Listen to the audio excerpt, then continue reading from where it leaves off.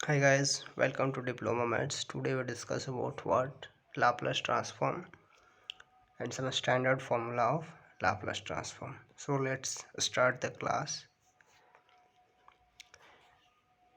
This is the practice set 1. Okay, that means what? There are some questions that you can practice from here. Okay, firstly we have to know about what? The introduction of Laplace transform, and then we can solve this type of questions easily. Okay, so firstly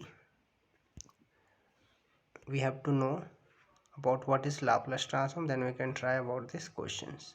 अब पहले हम Laplace transform के बारे में पढ़ेंगे। Laplace transform होता है क्या, उसके कुछ स्टैंडर्ड फॉर्मूले हैं, फिर ये क्वेश्चंस आप इजीली कर सकते हो। ठीक है, थोड़ा डेफिनेशन पे आते हैं लाप्लास ट्रांसफॉर्म के। तो लाप्लास ट्रांसफॉर्म का डेफिनेशन क्या होता है, एक सेकेंड। द लाप्लास ट्रांसफॉर्म, इसका डेफिनेशन क्या होता है लाप्लास ट्रांसफॉर्म का, कि given a function F T कोई फंक्शन दिया हुआ है, ठीक है, define for all T greater than equal to zero. ये क्या रिटर्न है आपका, T greater than equal to zero. The Laplace transform of F T is a function of a new variable as given bye.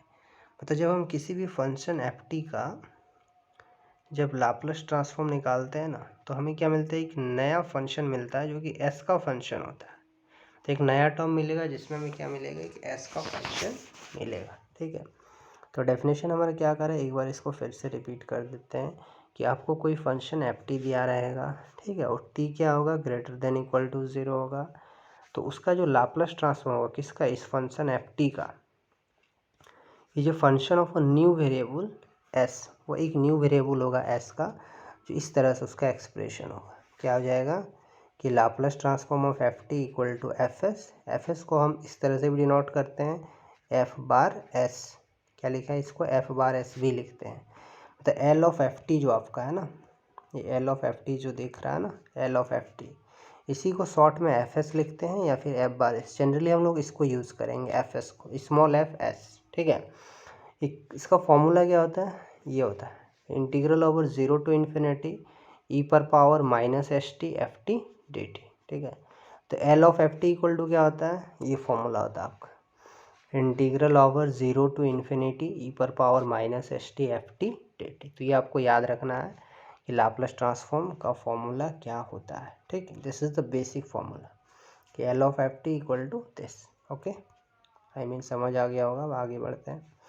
फिर हम क्या लिखें, Laplace transform of some standard function, मतलब कुछ स्टैंडर्ड फंक्शन होते हैं उसके लाप्लास ट्रांसफॉर्म हमें फाइंड, मतलब क्या होता है हमें सिर्फ याद रखना है। जैसे मैथ्स सॉल्व करने के पहले हमें कुछ फॉर्मूले पता होने चाहिए ना, वैसे ही लाप्लास ट्रांसफॉर्म करने के लिए हमारे पास कुछ फॉर्मूले हैं जो हमें याद रखना है। ये याद रखोगे तो आपका क्वेश्चन भी सॉल्व हो जाएगा, और इस टॉपिक में आपके एग्ज़ाम में 8 मार्क्स का एक क्वेश्चन आता है। ठीक है, इस चैप्टर को पढ़ने से फ़ायदा क्या है, 8 मार्क्स का एक क्वेश्चन आएगा जो आप कर सकते हो, काफ़ी ईजिली है ये टॉपिक। ठीक है,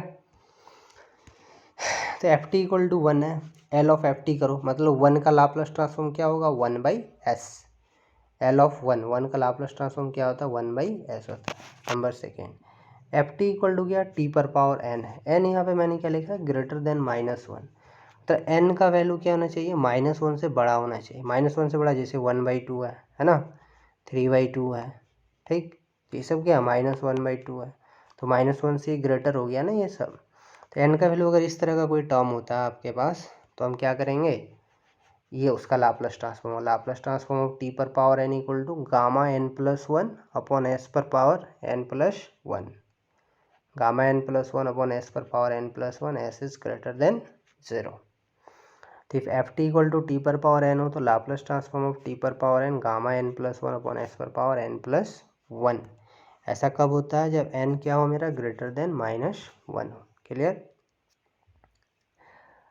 अब क्या है यहाँ पे आपका, कि एक चीज़ आपको याद रखना है कि गामा एन प्लस वन जो है ना, ये इसका नोटेशन है। Gamma N plus one equal to क्या होता है, एन गामा एन होता है। ठीक है, ये आपको नोट करके लिख लेना है कि gamma N plus one equal to क्या होता है, N gamma N.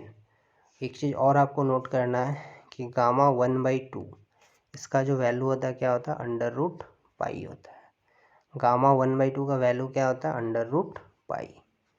Gamma half का वैल्यू क्या होता है, अंडर रूट पाई होता है। ठीक है, नेक्स्ट देखो, फिर आपका फिर थर्ड में क्या है कि F T equals to T पर पावर एन है आपका। एफ टी इक्वल्स टू क्या है, टी पर पावर एन। एन हमारा क्या होता है, पॉजिटिव इंटीजर है। ठीक, अगर एफ टी मेरा टी पर पावर एन रहे और एन हमारा क्या हो, पॉजिटिव इंटीजर हो, तो उसका लाप्लास ट्रांसफॉर्म क्या होता है, उसका लाप्लास ट्रांसफॉर्म आपका होता है ये वाला, एन फैक्टोरियल अपॉन एस पर power N plus one. N क्या, पॉजिटिव इंटीजर। फॉर एग्जांपल जैसे मान लो मैंने टी स्क्वायर लिया एफ टी, ठीक है, इसका लाप्लास ट्रांसफॉर्म निकालना है। एफ टी इक्वल टू मेरे पास टी स्क्वायर है, तो एन का वैल्यू क्या हो गया, 2 हो गया ना, टी पर पावर एन बोल रहा था, एन मेरा यहाँ पे क्या 2 है, तो एन फैक्टोरियल, तो 2 फैक्टोरियल हो गया अपॉन एस पर पावर एन प्लस वन, तो 2 + 1 क्या हो गया 3, तो हमारा लाप्लास 2 फैक्टोरियल का वैल्यू 2 होता है, तो 2/SQ आ गया। तो टी स्क्वायर का लाप्लास ट्रांसफॉर्म क्या हो गया, 2/SQ हो गया। तो इस तरह से टी पर पावर एन का हम कर सकते हैं। एफ टी इक्वल टू फिर क्या आपका ई पर पावर ए टी है। ठीक, तो ई पर पावर ए टी का लाप्लास ट्रांसफॉर्म क्या होता है, 1/s-a।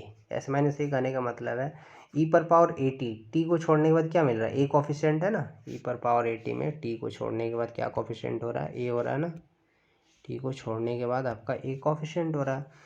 तो एफ टी का L of F T 1/s-a, जब एफ टी हमारा क्या है तो ई पर पावर ए टी है। उस तरह से साइन हाइपरबोलिक ए टी, इसका लाप्लास ट्रांसफॉर्म क्या होता है, साइन ए टी है sir, Laplace transform sine A T क्या होता है, a/s² प्लस a² होता है।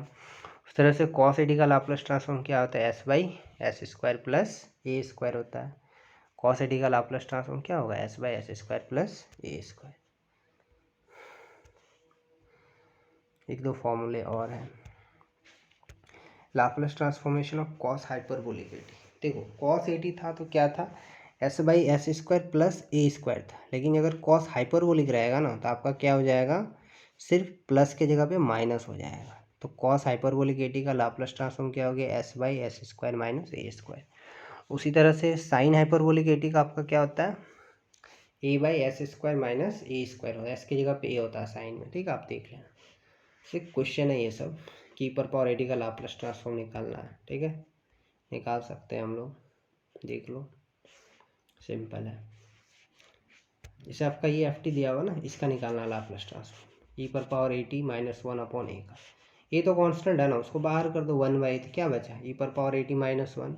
अब एल जो है ना आपका लीनियर होता है, ये जो आपका एल है ना, एक बार इसकी ई पर पावर ए टी के साथ लगेगा, एक बार 1 के साथ लगेगा। तो एल ऑफ ई पर power A T minus L of 1, ई पर पावर ए टी का अभी हमने पढ़ा 1/s माइनस 1 का 1/s, तो एल ऑफ एफ टी क्या हो गया, ये वाला आंसर हो गया आपका। ठीक, इसी में से एक आपका लीनियरिटी प्रॉपर्टी है, क्या है, लीनियरिटी प्रॉपर्टी, इसे आप देख सकते हो।